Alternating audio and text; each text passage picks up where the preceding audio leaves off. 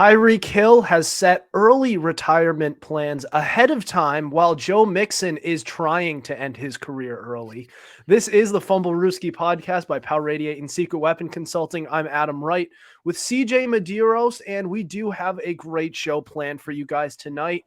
As I have mentioned previously, Tyreek Hill is set to retire. We'll talk a little bit about that. We'll talk about the Bengals just in general this offseason, not just Joe Mixon, but also Jamar Chase a little bit, and how this team is, some of these star players are just trying to make things go wrong for them. And of course, we're also going to talk the Lions in their draft again. And joining us to cover all of these topics, coming back for the show for the third time, we have special guest Jack Hartman. Jack, how are you doing tonight? I'm doing great. Thanks, Adam. Thanks, CJ, for having me back. Super excited to talk some ball and talk about the draft here in a little bit. And it's slow off season as you guys, we talked about a little bit, but draft's just around the corner, which means it's going to ramp up, and super excited. So.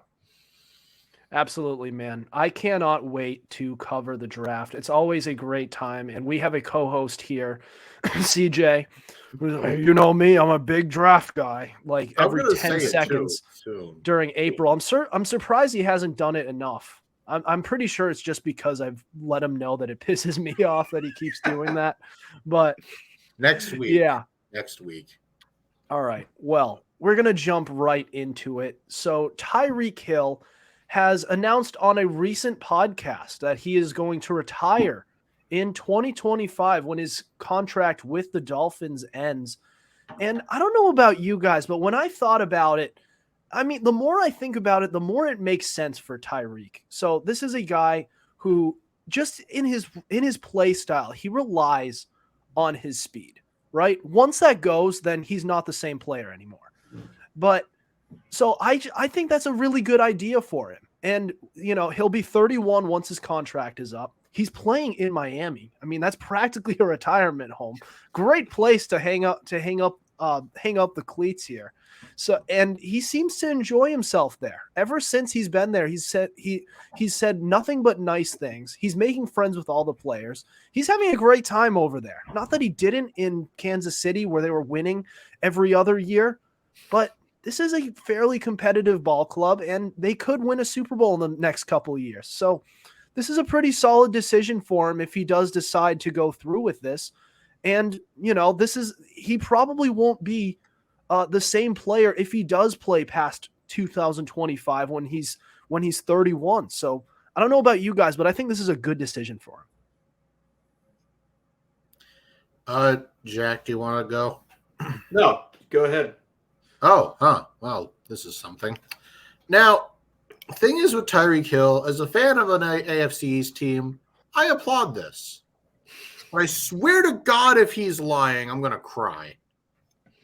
I mean, it doesn't seem like he is, but yeah. But now that we know Tyreek Hill does have like a retirement date in mind, I don't know who would be more scared, the Miami fan base or his son. But, that's a conversation we can have for another day. So, I don't know. This is just kind of like a weird situation. I don't think I've really ever heard a player say this before. He's like, all right, in these coming years, I'm done.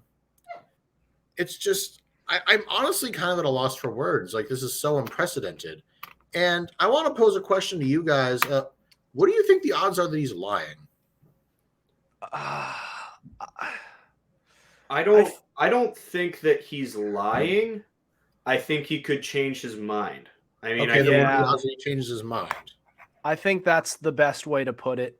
Because, I don't think – who would just lie about that? That's just – there's no motive to actually lie about retiring, 3 years from now. It just wouldn't make – it would be 2 years, but it just wouldn't make sense. He could change his mind and feel, I like it here in Miami, or maybe I want to go ring chase somewhere else, join a team for a year or two. I mean, yeah, I think he might change his mind. I think if anything, him saying that, intentionally lying, if anything, would just hurt him. Because then, maybe after this year, the Dolphins, it's like, bam, next year is the year. We just need this one piece, right? And, instead of them thinking about getting that one piece, they're thinking about, come draft time, come free agency, they're thinking about, we should really lock down a wide receiver because Tyreek Hill's done this year. We could even potentially trade him before the trade deadline to get something out of him.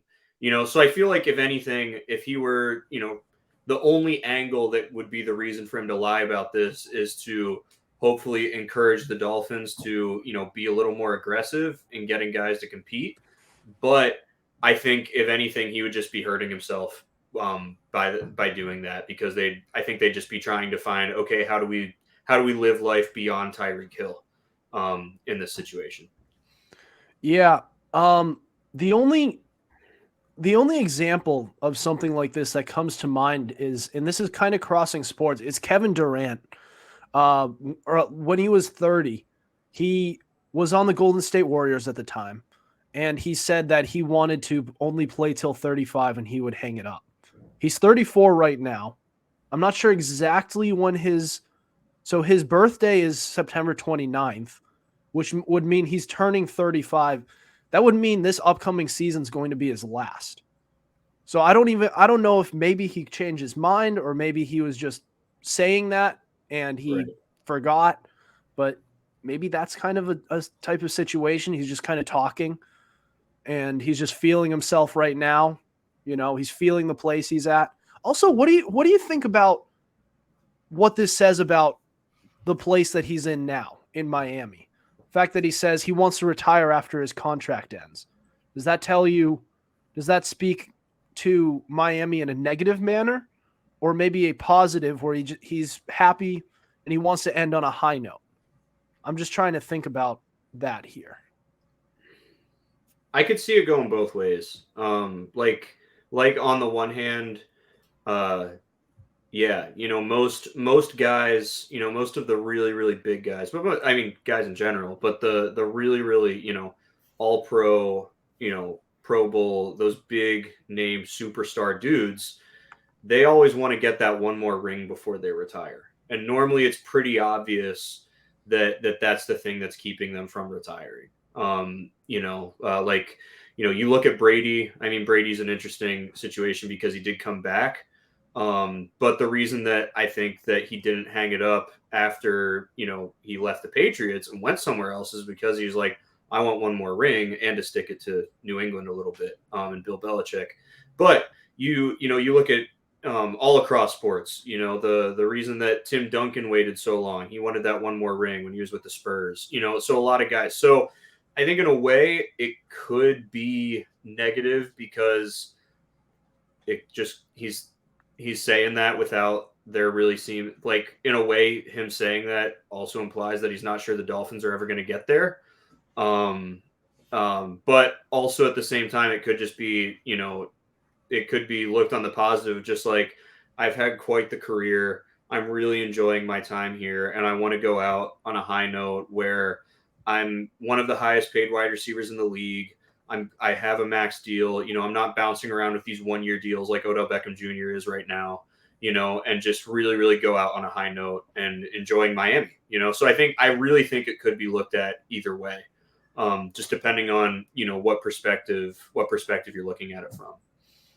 Yeah, I'm kind of just thinking out loud when I bring up that question of whether or not it's a positive or negative thing about the place he's in, but also looking at it on the other end towards the negative side. If it is negative and he does believe that he could just never win a ring here, he would say he wants to retire a lot sooner than in 2025, right? Maybe, maybe not. I mean, they're paying him well, they're paying him well. He hasn't, health-wise, he's been surprisingly a lot healthier than most wide receivers that, have had as many miles on them as he has. So, there isn't the, sort of the ailments or the, has blown his ACL enough times, and the doctors are like, if this happens one more time, it's like done, and you're walking with a cane for the rest of your life or anything like that. So I think the money's there that would keep him from doing that. But I could be wrong. Obviously I've never been in that position. So nice. Yeah. That's a fair point. So, I mean, we'll see if he even goes through with it. He might change his mind and just think, I mean, a lot can change in a couple of years. He could be saying, I feel like I could play a few more years at a high level. A lot of athletes do. And they go in ring chase and they say, hey, I want to go to a Buffalo or, a Kansas City again to go ring chase again with Patrick Mahomes, something like that. Unless maybe the Dolphins get good and they get like really good with Tua. And then, he decides I want to win a couple here and, maybe it'll be 2025. They'll be at the height of their championship contention. He'll say, I want to stick around here. This looks like something I want to be a part of. All right. Well, I wanted to change gears, and we're going from one wide receiver who is looking to end his career early to another running back who's probably looking to end his career early, not in a positive way. Joe Mixon has gotten in a little bit of trouble this offseason, and he's been recharged for his charges that he faced earlier on this offseason. That's next. This is the Fumblerooski podcast.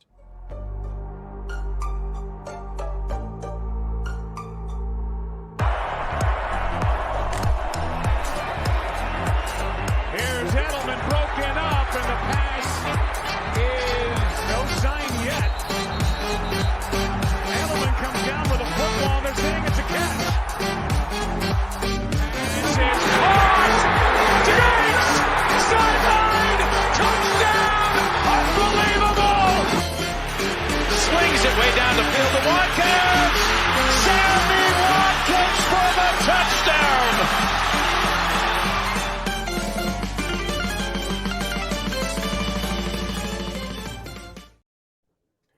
Welcome back to the Fumblerooski podcast by Power 88 and Secret Weapon Consulting. Adam Wright, CJ Medeiros, special guest Jack Hartman. So, Bengals running back Joe Mixon, according to the Cincinnati Police Department, has been recharged for misdemeanor. So he was originally charged back on February 2nd for these charges, and they were dismissed on February 3rd. The incident allegedly happened on January 21st, per a complaint. And so this guy, I mean, listen, just the Bengals as a whole, they have been a team that's been on the up and up. Things have been looking great. They could win a Super Bowl anytime in the next couple of years. And it feels like they're doing everything they possibly can to screw it up, especially Joe Mixon. And earlier on this offseason, there was also Jamar Chase. His ex-girlfriend revealed that he has information that could end his career. I mean, what the hell is going on over there? Why can't we just behave ourselves, win a Super Bowl, and have a nice life? Why do we have to get in trouble with the law? I know that's a stupid question to ask, but it's a stupid thing these players are doing. What are you doing?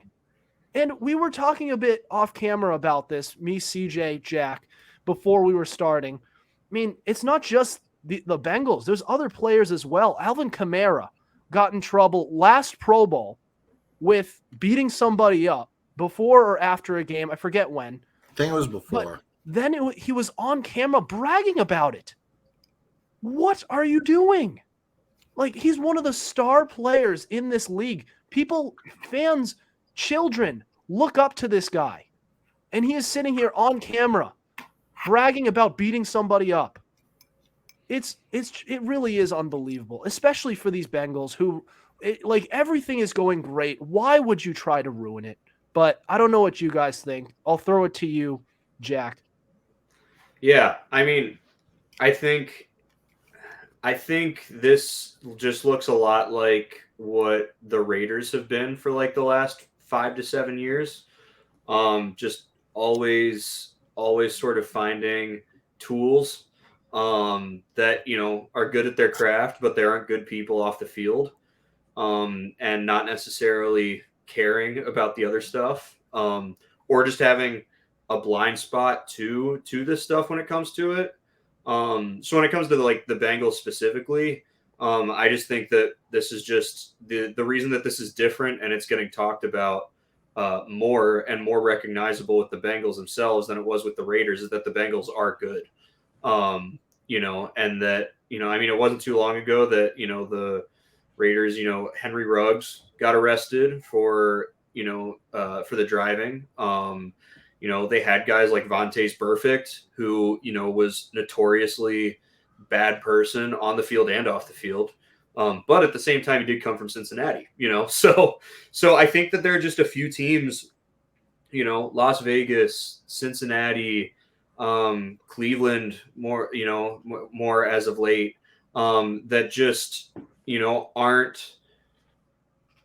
don't care as much, you know, and are thinking about how, like, listen, you know, you want us to be the moral standard, but to our fans, if we don't get a championship, you're going to be mad at us. So, you know, we're going to have to sacrifice one for the other. And unfortunately, bringing in a championship is going to bring in more money for the organization than, you know, being a morally, having good moral stature as an organization. Yeah. Yeah. And kind of touching on your point of these Bengals standards of players that they pick. I mean, we also talked on camera, off camera, that the Bengals they didn't even touch on their position of need because when they were in 2021, when they were supposed to pick when the Bengals were supposed to pick offensive line and go Penny Sewell, everyone and their mother had them picking him, and they went for the big shiny object in Jamar Chase. So if they're willing to ignore even their positional needs for the talented, dynamic wide receiver who may or may not be the best person in the world, and also Joe Burrow's best buddy, I mean, it's not far-fetched to believe that maybe these guys they're shoving things under the rug. They know more than we do about these guys, but they don't care, and they're just looking for the championship. I mean, it's been this way with the Bengals for a while. I mean, they weren't a very likable team for a long time, especially on defense. I mean, Vontaze Burfict was known for being a dirty player who was just a bad guy. Just dirty plays left and right. Made Antonio Brown go insane. Adam Pac-Man Jones wasn't the best guy either. Nope. And the list goes on. Yeah. So, Adam, I do agree with you when you say that the Cincinnati Bengals obviously know a lot more than we do. And I think you're darn right when you say that they are just going to sweep this all under the rug if it means they could get a ring, you know? Because let's face it, we all want our athletes to be good people, but good morals don't exactly win you rings. So, however, there's a cost. Let's just say you win a ring with Chase and Mixon. In a way, you kind of sell your soul. It's kind of like I think Jack said this off camera, where now if the Browns win a ring with Watson, it's like, that's great, but you sold your soul to do it. Like, you want a ring with an objectively horrible human. It's kind of hollow, no? Yeah, it's amazing how much we have said on camera. It just tells you how important it is to be comfortable when there's a camera around, because some of the best points are made. This is just a side note, but some of the best points are made when there's no camera and there's no proof that we said it. So we have to say we said off camera. I can't tell you how many times on this show that's happened. Oh, we were talking off camera and we brought this up, and we're recapping what happened before the show when we were getting ready for it. I just found that to be interesting, but that's a side note. And it's kind of the same way with a lot of the league. I mean, all these kind of lower tier teams who are just trying to get to the top desperately. You had the Houston Texans as well. I mean, they've never been known as a well thought of franchise, at least competition wise. And they drafted one of the biggest sex offenders of all in Deshaun Watson. And a lot of the stuff, I know that it only just came out now, but a lot of the stuff happened allegedly around when he was in college. Mm-hmm. So that could kind of tell you that the Texans knew something. They knew something, and they took him anyways. He turned out to be a superstar, so they're great talent evaluators. But he did it. They knew that he wasn't the best guy. Then he wanted out. And then all of a sudden, once he got out, he wanted out, everything just gets leaked. That's interesting. I wonder if they knew all this stuff. They swept it under the rug and they let it go public as soon as he wanted to leave, which is kind of petty. But, I mean, if you want him out of there, then that's one way to do it, I guess. Yeah. I mean, and, there are other teams, and another thing we were talking about off camera is, on the players' side of just being stupid.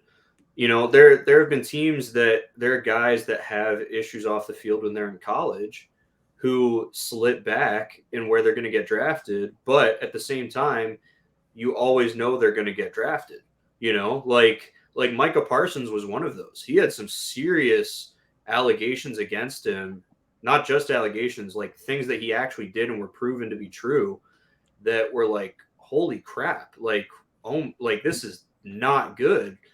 And, fell back, but only so far.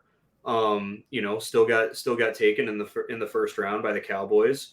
Another example, and this just goes to show that the Cowboys are also one of these teams, is Dak Prescott. The reason that he was taken as late as he was in the draft, the reason he was taken on the third day, I think he was fourth round. Maybe it was third round. He was fourth round. You're right. Yeah. The reason he was taken that late is also because he had some off the field issues. Now, granted, those off the field issues took him from being like a second round pick to a fourth round pick instead of, a top 5 pick to a, second round or late first round. But still, like, there are other teams that do this. And, the reason we haven't talked about the Cowboys with this yet is because, and knock on wood, pray to God that it's still the case, Dak Prescott and Micah Parsons have cleaned up their act and nothing has happened. We can only say that because we haven't heard of anything, as you've pointed out earlier. But I think there are lots of teams that sort of fall into this category. And there are a lot of players that, just do stupid things. And I think you can only attribute, being in the spotlight and, what do I do? Like, how do I cope with this so much? I think another great example of that, when you look, outside of the NFL is what's happened recently with John Morant for the Memphis Grizzlies. And the some not good stuff that has happened, off the court, outside of the team facilities with him, and how, like, yes, he's a young kid. I think maybe he just turned 21. But, he was one of those one and done guys. So, was in the league at 19, and it's just, the spotlight got to him, and different people cope with that in different ways. But you can only attribute that so far before it's like, nonetheless, you need to start facing the ramifications for these actions. Yeah, I think you're right. And no, Adam, I started talking first. Don't give me that look. Go ahead. I was just going to bring up another one that I thought you were going to bring up, but didn't. Jalen Carter. Yeah. For the Georgia Bulldogs. His gross negligence literally resulted in the deaths of one of his teammates, and 90% chance he goes in the top 10. Yeah. I just wanted to look at this in a different narrative. Just tracing back to the Bengals here.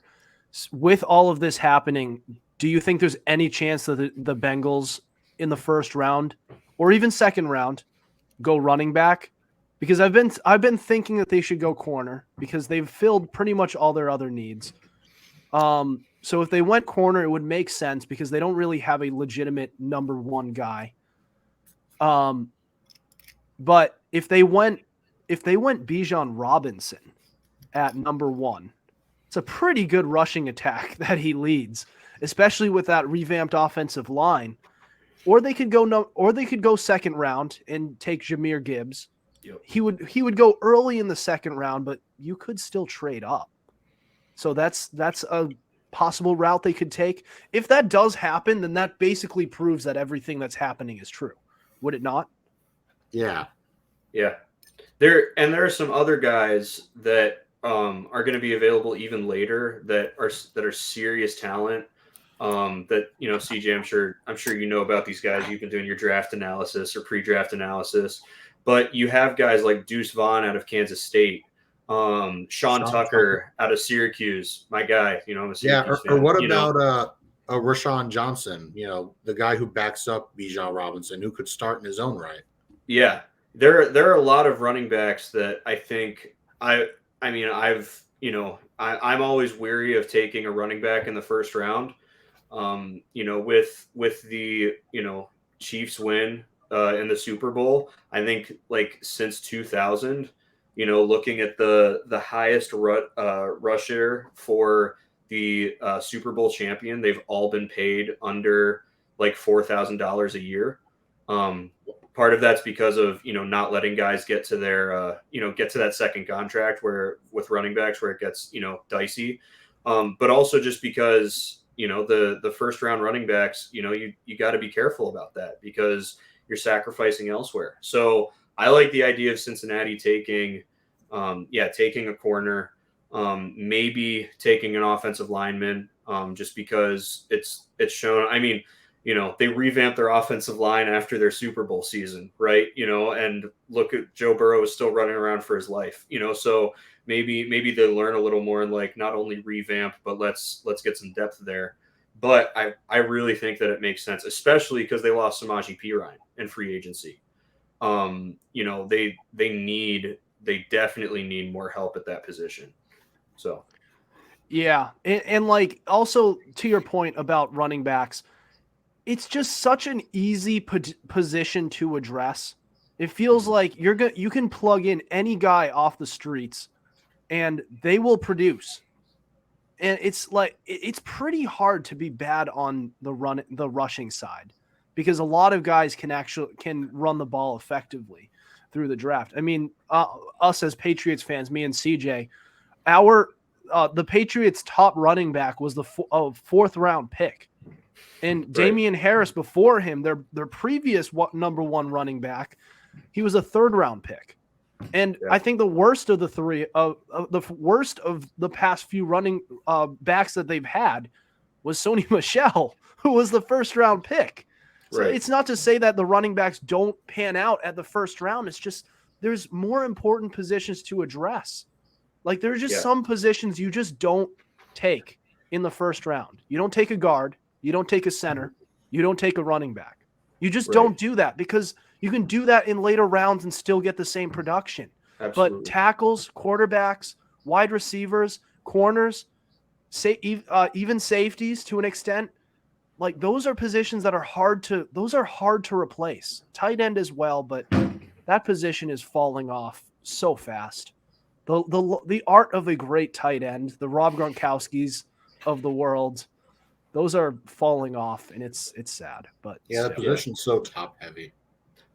The other thing real quick to put a bow on this is that to your point about running backs being able to make it work no matter where you get them and how you get them, is that you could have Bijan Robinson, and if you don't have an offensive line, he can't do anything.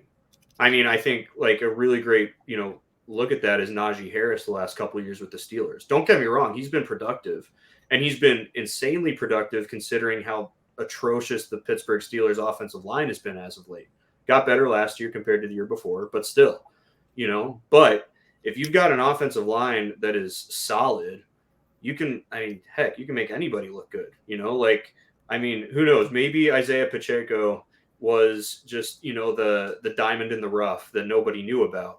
But I could also see a world where he goes to a team that doesn't have that great of an offensive line, and he's, the third running back on the depth chart, But the Chiefs had that offensive line that made him look insane, especially in the Super Bowl, So the O-line is where, your running game is going to come from, not from a dynamic running back. Yeah.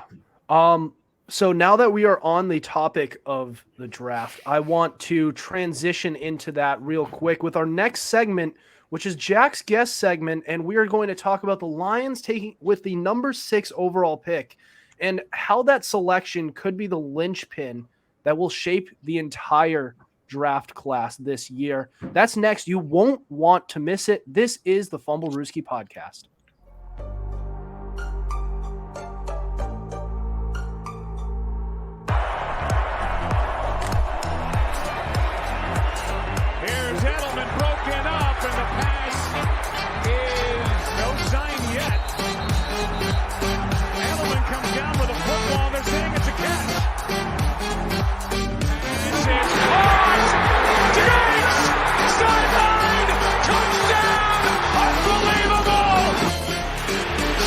Way down the field to Watkins. Sammy Watkins for the touchdown.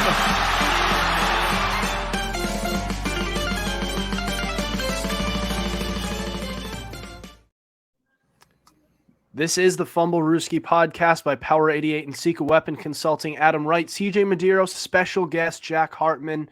So for our last segment, we are on the guest segment of the show. Sponsored by Secret Weapon Consulting for business plans, secret shoppers, bar spotting, server and manager training, and so much more. Visit www.secretweaponconsulting.com. So Jack is going to talk about the Lions and how they are going to use the number 6 overall pick. Jack, what do you got? Yeah, so obviously the last time that you guys saw me, I was on as the Browns fan when we talked about the craziness that always is the AFC North. And now, as you can sort of guess and tell, I am in fact a Lions fan.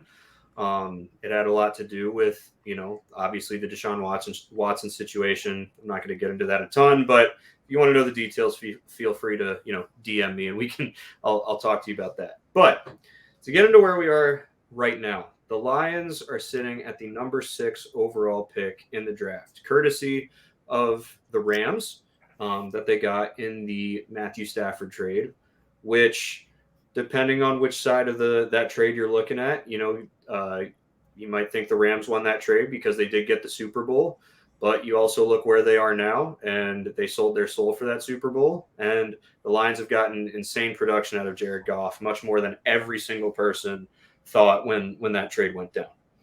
So here we are looking at the draft, and the Lions have had, it's been talked about here on this podcast, have had such an incredible offseason.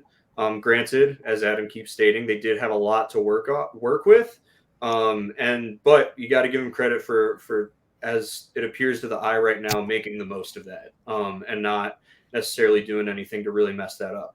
So we're getting to the draft. The Lions are sitting at 6. What are they going to do? To get to that, we got to start with the first 5 picks. So at 1 and 2, we know, we're not sure how, but we're 95% sure that's going to be CJ Stroud and Bryce Young. I've heard reports that the Panthers are definitely going to take CJ Stroud. See reports that the Panthers are definitely going to take Bryce Young. I've heard reports that Frank Reich likes Anthony Richardson more than either of them. That's shocking to me, and I'm not sure that I buy it. But also in that same report that he's being outvoted by everybody else that likes CJ Stroud. So that's not going to happen. But we do know Bryce Young, CJ Stroud going 1 and 2. The order, we'll find out then, but we know that that's what's happening. You have the Cardinals sitting at 3, who everybody sort of expects is going to take Will Anderson. I think that would be a great pick for them. I think that he probably is the most talented player in the draft, in my opinion. But if you have a need a quarterback, you have to take a quarterback before doing that. Then we get to 4, which is the Indianapolis Colts. All signs are sort of pointing to Will Levis. Some people are saying Anthony Richardson, but it's most likely going to be Will Levis. Let me get to 5 with Seattle. And Seattle, in my opinion, has done a great job of convincing the whole world that they are going to take a quarterback, that they're going to take Anthony Richardson if he's still there, or Will Levis if he's still there, or maybe even Hendon Hooker. People are talking about Seattle taking Hendon Hooker. And in my opinion, I am 100% confident, and I am willing to be wrong. And if we get to draft night and I'm wrong, feel free to call me out, pin me back to this episode and call me out. But I'm willing to say with 100% certainty the Seattle Seahawks are not going to take a quarterback. They're not going to take a quarterback because they signed Geno Smith to this 3-year deal. Not only did they sign him to a 3-year deal, they signed him to a 3-year deal in which the later in the deal that he's there, the more money that they're going to have to pay him. If they're going to draft a quarterback now to prepare for the future, they would do that moving in the opposite direction. So that they pay him more now and it slowly gets cheaper so that they can get to the point where they cut him, trade him. It's easier to get him off the roster. So here's where the Lions come in at 6. When Seattle does not select a quarterback, when they select Jalen Carter or Tyree Wilson or Devin Witherspoon or the Rodriguez, the DB out of Oregon, whoever it might be that they take, though I don't think they're going to take a DB. I think it's Gonzalez out of Yeah, Oregon. it is Christian Gonzalez. Gonzalez. My apologies. Everybody's going to be turning to the Lions. And everybody who is back there farther, that's in rebuild, on the cusp of rebuild, but had a good season so they aren't so far back, knows that they can step up and get that last quarterback or one of 2 last quarterbacks if, all of the other teams are buying into Hendon Hooker the way it seems some teams are. Going to hit the point that the Lions are going to be getting phone calls on draft night. The Lions are not going to take a quarterback. The Lions shouldn't take a quarterback. The Lions are sitting in a great spot with Jared Goff right now. They were a Baker Mayfield interception and overtime away from making the playoffs last year. If you hadn't thrown that pick in the game against Seattle, they might win that game, and the Lions get in by beating the Packers. On top of that, they've just shown so much progress and are building. And Jared Goff is part of that. Jared Goff is not the last thing holding them back. He's one of the things that is pushing them forward, and the numbers show that. The Lions are not going to take a quarterback. That means the Lions could use the 6th overall pick and take one of those dynamic DBs to bolster that a little bit. Take a defensive lineman, take a defensive end to pair with Aiden Hutchinson. They do have a spot in the middle linebacker position, though I don't think there's a middle linebacker up that high that would be worth taking at 6. Or you're going to have teams like Las Vegas, like Tampa Bay, like some of these others, potentially Minnesota, though the Lions probably wouldn't deal with Minnesota. But they traded Hawkinson there, so maybe they would deal with Minnesota. But other teams that are going to be looking to draft that quarterback once they realize he's not going to Seattle. And so the Lions are going to get calls. And in my opinion, what I think the Lions should do, again, who's to say what they will do? The draft is crazy. Who knows? But what the Lions should do is trade that pick with Tampa Bay. And in return, get Tampa Bay's pick at 18, get Vita Vea, because the Tampa Bay is on a rebuild. They are. They are losing guys. They lost Leonard Fournette. Their guys are getting old. They're not winning games. Baker Mayfield is their quarterback. They couldn't win games with Tom Brady. There's no reason to think that they can win games with Baker Mayfield. And I think that Tampa Bay could be a team that looks and sees, oh, Anthony Richardson is still there. They know him. They saw him play in Florida. For some reason, teams are enthralled with Anthony Richardson because of his athleticism. But I think it was Dan Orlovsky said, better than I could have ever put it, that it doesn't matter how athletic you are if you can't throw the football. So that's my take on Anthony Richardson. As you guys have talked a lot about him, that's my take on him. But I digress. I think Tampa Bay would be a team that would go get him. And then that leaves the Lions there back at 18 and 19, but also sets the tone for the rest of the draft because now other teams are looking like, okay, that quarterback's gone, but also the Lions have moved back. what are they trying to do? Other team, and there are other teams that could trade up into that spot too. That it's also going to really, really change the dynamic of the draft. Teams that maybe people thought were going to take a defensive lineman, a defensive back, trade up to get that quarterback, and now there's a lot of finagling that's happening the rest of the way through. So, okay, so to clarify, so this would be. So they would get Vita Vea and a first round and the Buccaneers first round pick out of this. That potentially more. I could see them wanting more. I'd be happy if they got more. But those would obviously be the two. Do that though. Vita Vea and a first. Vita Vea is on the last year of his contract. I'm at Tampa. I mean, yeah, but I don't know. It's a thought. So it's a thought and something that I've seen and heard a few people talking about a potential in their mock drafts, because the Lions do have a need at interior defensive linemen. They do have a need at outside defensive linemen on the other side of Hutchinson as well. Not necessarily a need, like I said in my comment about who had the best offseason. I said that the Lions did. They filled their gaps, and now they just have places to improve upon. But that's one of the places that they need to improve upon for sure. Their run defense was atrocious last year, and it all culminated in that game against Carolina, where Carolina whooped them because Chuba Hubbard ran for like 200 yards or something.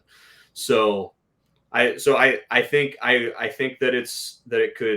do really think that it could happen. I don't think that it's out of the realm of possibilities. I don't think that it's an atrocious suggestion that Tampa Bay would do that, and that the Lions would be willing to meet that offer. Okay, so with this in mind, so in this scenario, so they get Vita Vea, they address their interior of the defensive line. So then they still have picks 18 and 19. So what are they doing at those spots? Do they go defensive back? Do they double up and continue to address the interior of that defensive line? Do they go defensive end and go to fortify that pass rush? What are we doing over there? I think, and that's another part where, like I was saying about what the Lions could do with 6 if they do this trade shapes everything, because then what are other teams going to do once if other teams are thinking the Lions are taking Miles Murphy, no doubt, the Lions are taking Devin Witherspoon, no doubt, and they move back, then a lot of other teams, some of their top defensive guys just became a little more available. So I think it depends on what's there. I personally like trying to find a way. Hopefully, maybe Michael Mayer is there, the tight end out of Notre Dame. Like we were talking about, the true tight end position is sort of dying. However, you still need somebody, and the Lions currently have nobody. Defensive end, or another defensive interior. I've seen some mocks that have Brian Brzee out of Clemson dropping that far. And there's reason for that, but he's still got the talent that he does. Might be a worthy pick. Wouldn't be at 6, but potentially back at 18 or 19. There are some DBs. I really like Lucas Van Ness out of Iowa. And especially considering I want the Lions to get Jack Campbell in the 2nd round for that middle linebacker position. It would be really cool to see them pair those two together, but it really just does sort of depend. Once you get that far, what are other teams going to do? And how does there's always one like sort of crazy trade that happens on draft night that sort of like changes things for some teams and what they're going to do. So it really comes down to who's left. But I really like the idea of getting a tight end if Mayer is there. If not, hold off.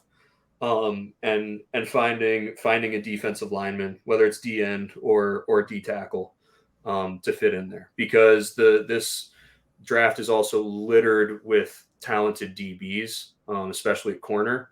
That there are going to be some available when you get to pick 49, I think, or maybe 51, or the Lions 2nd round pick. So yeah, that's my thought. Yeah, so I'm just thinking a little bit here, but what do you think of so Vita Vea? I have no issue with that because he's also, Vita Vea he's in the last year of his contract, but it is a need for them. But what if they were, because it's the number 6 pick, and when you're trading that far back, what if you were to ask for Devin White in return to trade back over there? I mean, I never wanted to. I haven't thought that greedy.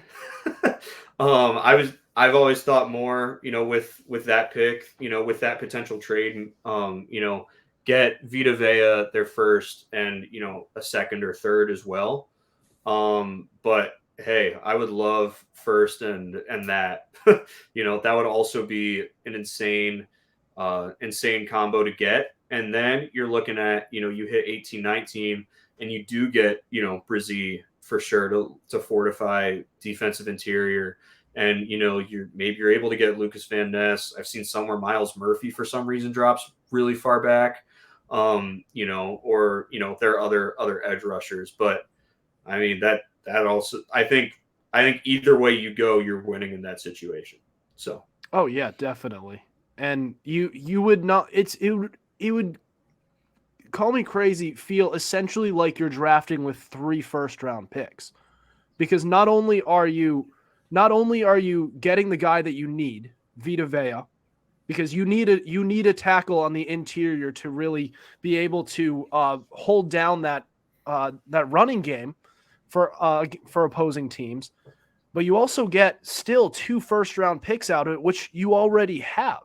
So you're essentially getting another first-round pick out of it, which would be the Vita Vea. So, yeah. I mean, yeah, I kind of like that idea. And I think the only I'm sorry. I think the only issue that I would have is just that he's on a 1-year contract. I'm one of the people that, I mean, obviously not as far as apparently Sean McVay and the Rams are concerned, but I'm one of the people that does think that teams value draft picks a little more than they necessarily should. So granted, this is different because Vita Vea is on the last year of his contract, and then he hits free agency if we can't re-sign him, and he has to go elsewhere, or he gets to go elsewhere. But yeah, he's also a guy that's proven what he can do, proven at the pro level that he can be a dominant defensive lineman. Whereas some of these guys you might draft, maybe the Lions do draft Brian Brzee, and he ends up not actually being one of the guys that's held back a little bit. So, yeah, that's fair. Either way, the Lions are winning this. But we do have to end the show tonight. Do we have any other thoughts? We are up against the clock here. No, nothing. Thanks so much for having me and letting me talk Lions. Absolutely. It's fun. Definitely, man. Always great to have you on. Always great to talk some football. We'd love to have you on again soon. Happy draft season, man. Yeah. Thanks, guys. Appreciate it. All right. That'll do it for us tonight. Thank you for listening to us. We have new episodes out on Tuesdays and Fridays at 7:30 p.m. Eastern Standard Time. Be sure to tune in, subscribe to our YouTube channel. We also have all our episodes available on Spotify, Spreaker, Apple Podcasts, iHeartRadio, Google Podcasts, and so much more. Also, be sure to follow our Instagram at Fumblerooski_podcast to keep up with our podcast and latest coverage on the NFL. Otherwise, we'll see you next week. Over and out.